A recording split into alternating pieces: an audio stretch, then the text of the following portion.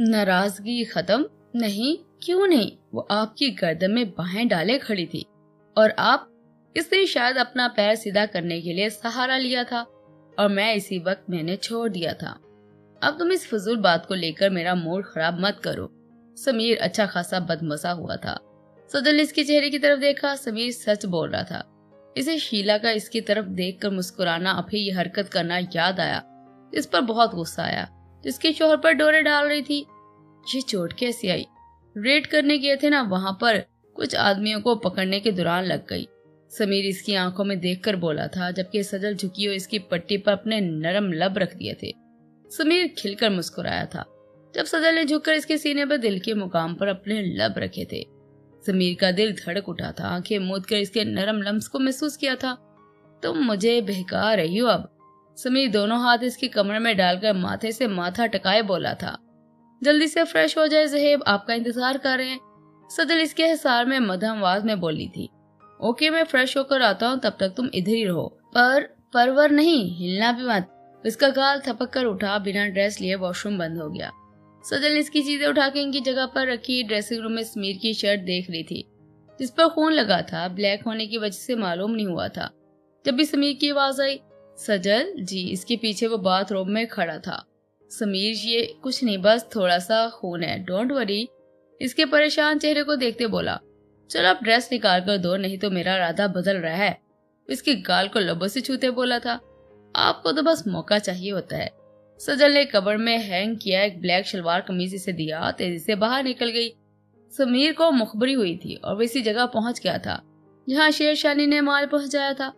Police ने न सिर्फ माल जब्त किया था, बल्कि पुलिस मुकाबले में इनके काफी आदमी भी गिराए थे। इसी दौरान समीर को भी चोट लगी थी। कुछ देर बाद वो नीचे आया। सब वहां मौजूद थे। समीर खुशखलाकी से ज़हेब और जरिश से मिला था। वो जानता था ज़हेब के लिए जरिश ईमान दोनों बराबर हैं। समीर ने भी जरिश को अपनी छोटी बहन बनाया हुआ था। बातों बातों के दौरान जरिश की शादी का बताया, साथ आने का भी कहा कि अभी से शिफ्ट हो जाए, पर समीर ने इनकार कर दिया कि वो आएंगे पर रहेंगे नहीं, वापस आ जाया करेंगे। ईमान तो हैरान हुई थी। समीर भी काफी हैरान था कि जाज़ब मान कैसे गया इसकी शादी के लिए। वो जाज़ब की नीयत से वाकिफ था। खाना खाकर कुछ ताफुक के बाद सज्जल और ईमान को रोज आने का बोलकर चले गए थे। ईमान तो जरिश के चेहरे पर उदासी देखकर परेशान हो रही थी। ये सोचते वो लॉन में चले गई। समीर सोमी के साथ फुटबॉल खेलने लगा पड़ा था। अपने मखसूस लिबास में वो धड़ल्ले से दिन की क़यामत, हाथों में पिस्टल थामे कुछ नोकदार हथियार लिए इस इमारत में दाखिल हुए थे। दोनों की अपने दोस्त की हालत पर सीनों में आग जल रही थी। वो तीनों ट्रेनर थे। क्या वो तो बड़ी बड़ी इमारतों में पलक झपकते गायब हो जाते थे, सफाई से अपना काम कर देते थे। अब भी वो अपनी आदमी की दी हुई इंफॉर्मेशन पर यहाँ मौजूद थे। तुम तैयार हो महम? पोनीटेल बनाए, चेहरा मास्क लगाकर छुपाए वो ऊपर की तरफ देख रही थी।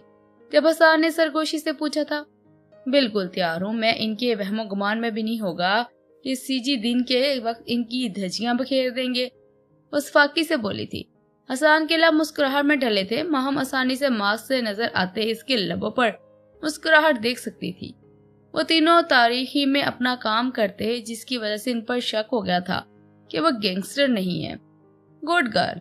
वो दोनों बैग कंधों पर डाले इधर उधर देखकर आगे की सिमत बढ़े थे, क्योंकि पीछे वाली साइड से आए थे जहां अंजलिना के आदमी ना थे, जिसकी वजह से वो बासानी आ गए थे। यूं ही चुपते चुपाते अंदर बढ़े थे।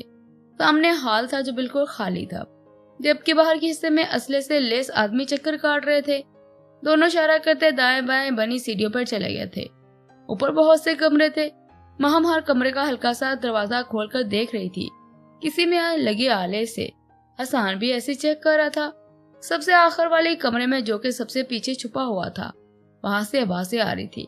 हमने दरवाजे में लगे सुराख से देखा, अंदर 4 लोग थे जो किसी फाइल के बारे में बात कर रहे थे, जिनमें इनकी डीलिंग कहाँ होनी, कैसे होनी थी की सारी डिटेल मौजूद थी। देखते देखते महम पांव से दरवाजा ठा कर खोलती इनकी छातियों पर दोनों हाथों से फायर कर चुकी थी।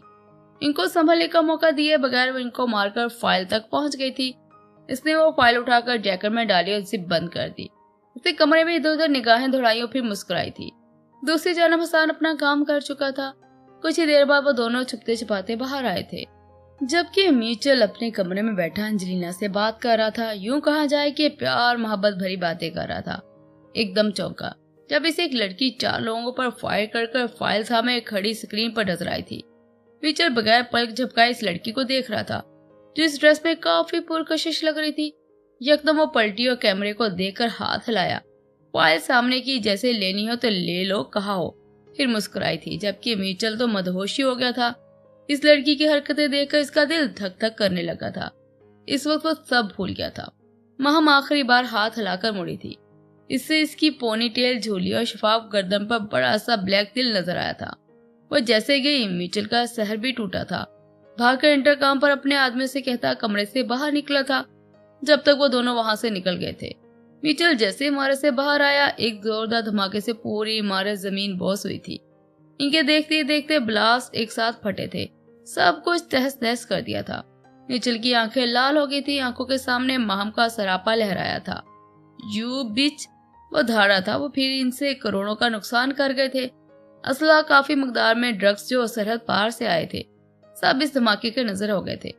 अपना काम करने के बाद वो दोनों आर्मी हॉस्पिटल आए थे। दोनों बाहर खड़े थे जब डॉक्टर कमरे से बाहर आया। मुबारक हो, अहमद सर को होश आ गया है।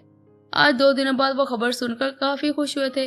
2 दिनों बाद अहमद को होश आया था। इस दौरान हसन ने जो वजाहत अंकल को कहानियां सुनाई थी वो जानता था, पर असल बात तो बताने से रहा था।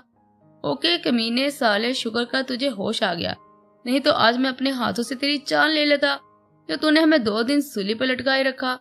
हसन धड़ाम से दरवाजा खोलकर इसको आराम से टेक लगाकर बैठा देखकर भड़क उठा था, साथ खुश भी हुआ था। अहमद का तो इसके यूं आने और बोलने पर कहका गूंजा था। बंद कर ये मुंह अपना, हिसाब दे पहले। कौन सा साहब जानी, मैंने तो अपनी बेगम से लेने का सोच रहा हूँ। अहमद आंख दबाते बोला था। इसको यूं ठीक देखकर महम हसन के एक दूसरे की जानब देखा था। खामोशी से इसके करीब आकर बैठ के थे। क्या हुआ, सूरत क्यों लटकी हुई है, अहमद ने पूछा था जब हसन भीगी आंखों से इसके गले लग गया था। मिस यू यार, बहुत मिस किया तुझे। पल पल जान निकलती हुई महसूस हुई है। दिल तो तब बंद हो गया था जब लगा था कि तू भी इस धमाके में है। आई लव यू यार। हसन की आवाज रुंध गई थी, साथ अहमद और महम की आंखें भी नम हुई थी। ओए हसी, मैं तेरी जान कभी नहीं छोड़ने वाला, और ये मिशन मैं तो अकेला नहीं करे, ये हो ही नहीं सकता। मुझे तो वापस आना था ताकि तुम दोनों को क्रेडिट ना लेने दूं। वो हल्के फुल्के अंदाज में कहता दोनों को मुस्कुराने पर मजबूर कर गया था। यहाँ महम, वो महम को दूर खड़ा देखकर बोला था। रोती मुस्कुराती आंखों से आई थी जब अहमद ने इसके सर पर हाथ रखा था। सॉरी, मेरी छोटी बहन को परेशान किया। अच्छा, बहन का ख्याल आ गया तो दोस्त का नहीं। हसन ने इसके बाजू पर पंच मारते बोला था। ओए तू तो फिर जान है ना। देख बिल्कुल ठीक हूँ, अब हम मिलकर इस अंजलिना का बैंड बजाएंगे। कोई जरूरत नहीं है, इसका बैंड हम बजा आए हैं। तू जल्दी से ठीक हो ताकि अंकल जो गुस्से में भरे बैठे हैं तेरा बैंड बजा सके।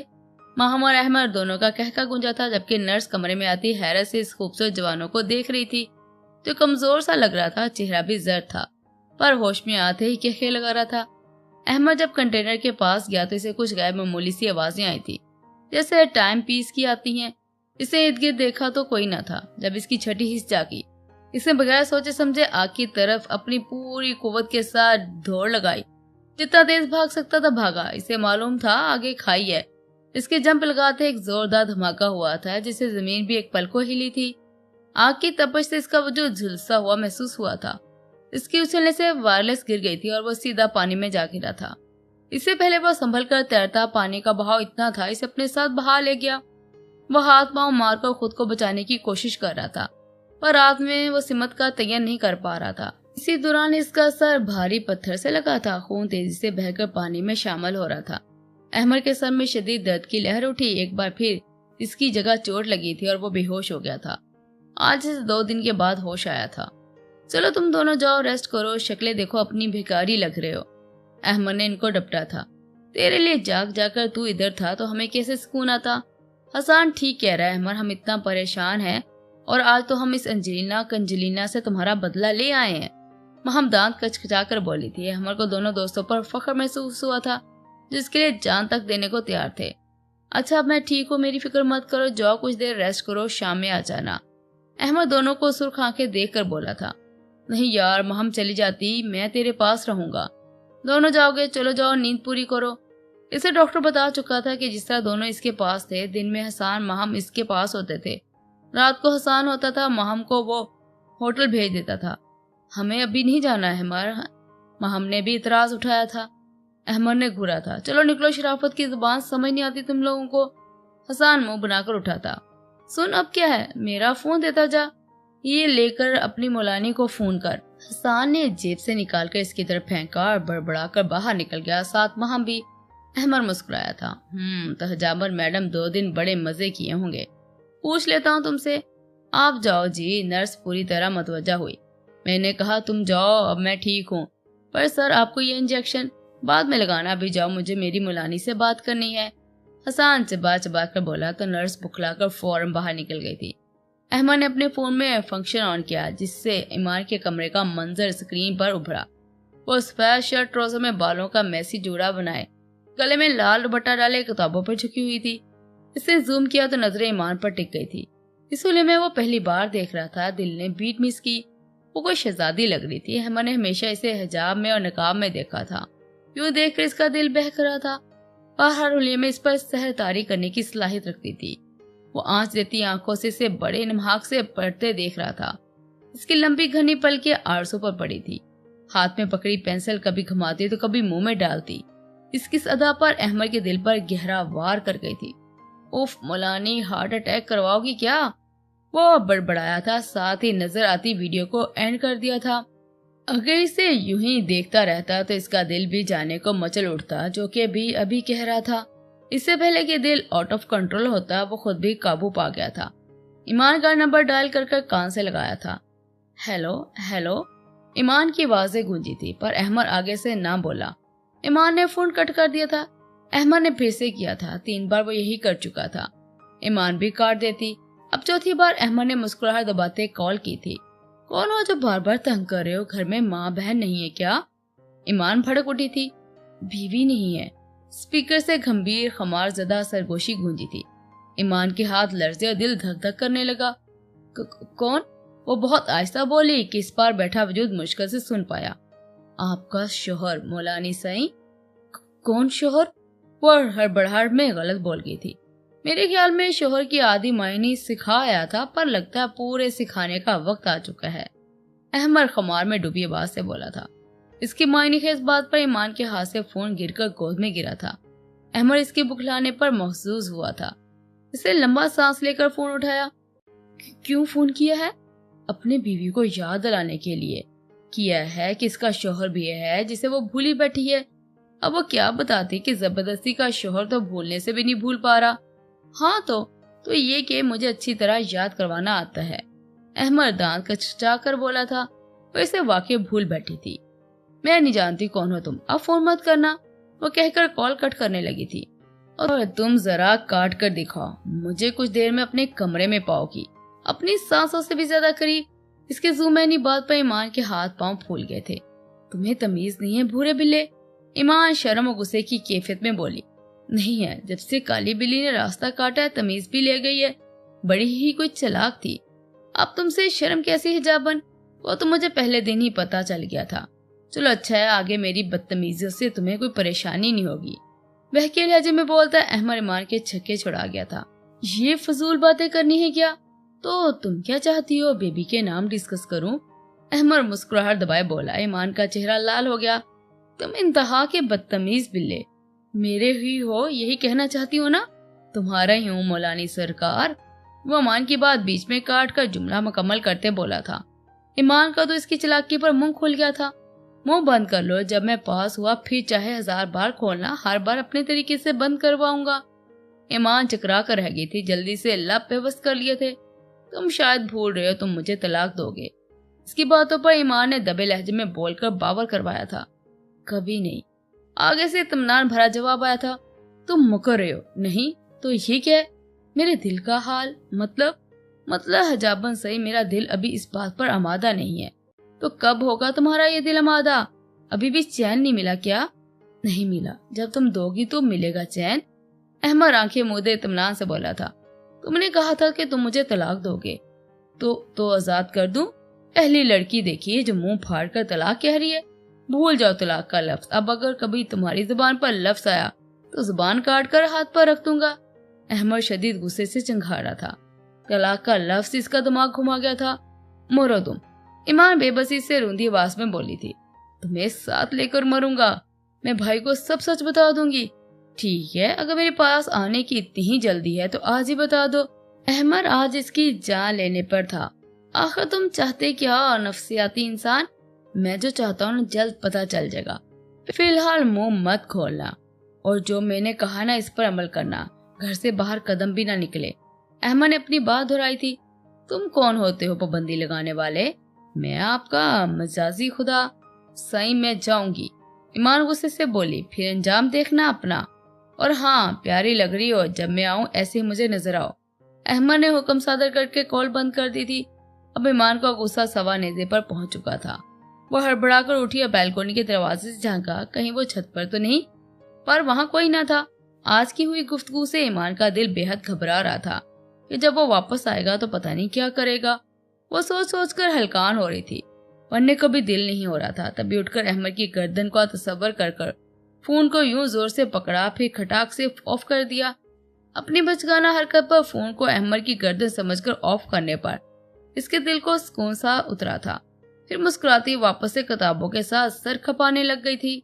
शेरा, क्या है? लठमार अंदाज में जवाब दिया।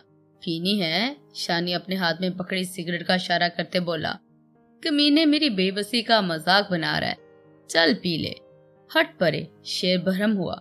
अच्छा चल पी ले, तू शेर है, ये छटांक भर सिगरेट तेरा कुछ नहीं बिगाड़ सकती। शानी दफा होकर बैठ जा वहां। तो कमीना 2 दिन से मुझ पर नजर रखे हुए अब सिगरेट दे रहा मुझे, जैसे तेरी चालबाजी से मैं वाकिफ नहीं हूँ। शेर ने सर झटका सोफे पर लेट गया। लंबा चौड़ा नीली आंखों वाला शेर मुश्किल से सोफे पर समाया था। या सोफे से जदबाजी लगाई थी कि तू कितना छोटा है क्यों है। शेर लेट कर दिखाएगा बाधा सोफे पर, जबकि पैर सामने टेबल पर रखे आरामदाह हालत में पड़ा था। शेर की तबीयत ठीक नहीं थी। डॉक्टर ने सख्ती से मना किया था पीने से, तब निगरानी इसका शानी कर रहा था। वो मजे से इसके सामने लंबे कश लेकर शेर को अच्छा खासा जला रहा था। शेरा इसकी हरकतों पर जल रहा था। अभी वो शेर को सता रहा था। बॉस की कार पर कॉल आ रही थी, मिलना चाहते हैं हमसे। शानी ने इतला दी थी। इस बुढ़े को बोल दे कोई जरूरत नहीं हमें मिलने की। हम पर इल्जाम लगाया, दिल तो कर रहा है सारी गोलियां इसके हल्क में तार दूं। शेर गुर्रा उठा था। बॉस को पता नहीं था इनके ठिकाने का, नहीं तो वो खुद पहुंच जाता। जबकि वो दोनों जानते थे बॉस क्यों इनसे मिलना चाहता है। तुझे जो काम कहा था वो किया तूने? शेर ने आईब्रो झुकाई। आज निकली है वो। शेर, तुझे क्या जरूरत है इसके पीछे जाने की? बताया था ना, बिन देखे वो अपन को अच्छी लगने लगी है। हम गुंडे हैं, ये बात तेरी समझ में नहीं आती। जानता हूँ, पर अब इसे भी मैं अपनी दुनिया में ले आऊंगा, गुंडी बनाऊंगा। शेर अपने इरादे से आगाह करते हुए बोला। अगर वो ना आए तो? शेर हूँ मैं, उठा कर ले आऊंगा। जो रास्ते में आएगा इसके चिथड़े करके रख दूंगा। धाड़ कर उठा था। छोड़ अपनी महबूबा को और अब चल। अब वो शानी को दूसरी सिगरेट सुलगाता देख बोला था। कहाँ? गुंडी के दर्शन करने। अपनी निस्बत से गुंडी का नाम देते बोला था। तू चलेगा या फिर खुद को महरम पट्टी करना पसंद करेगा? शेर ने धमकी दी। शानी बड़बड़ाते उठकर खड़ा हुआ था। दोनों बड़ी शान से बेल्ट में पिस्टल लटकाकर इसको शर्ट से छुपाते निकले थे। हमने पूरा शहर ढूंढ लिया पर इनका पता नहीं चला। आह खबीसो, क्या तुमने इनकी शक्लें देखी थी या नहीं? तू कैसे पूरे शहर में ढूंढ लिया? मिचेल शीशे की मेज को पांव से ठोकर मारकर बोला था। सर, जिन जगहों पर हमें उम्मीद थी कि वो होंगे, वो आदमी मौदबाना नजरें झुकाए बोला था। हमने हर क्लब देखा, हॉस्पिटल भी, क्योंकि इनको अच्छी तरह अंदाजा था कि वो जो 2 आए थे सीजी में से इनका हेड जरूर बच गया होगा जो हॉस्पिटल में होगा। मिचेल, कैसे आदमी है तुम्हारे? इन गैंगस्टर को ना तलाश कर सके?